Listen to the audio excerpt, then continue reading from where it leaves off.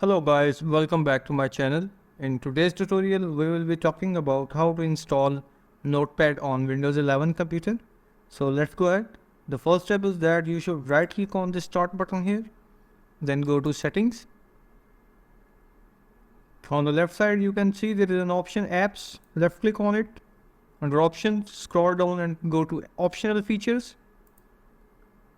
Under optional features on the right side, you can see there is an option add an optional feature and view features button. Click on this button and type Notepad. Check that box. Click on next and click on install and wait for it while the installation is completed.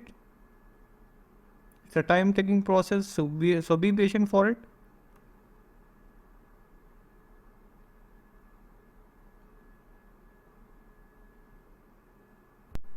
So guys, our installation has completed.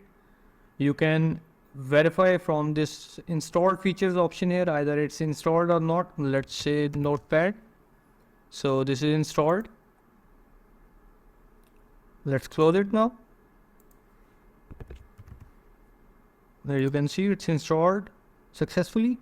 So that's it guys. This is the way how you can install Notepad on Windows 11 computer.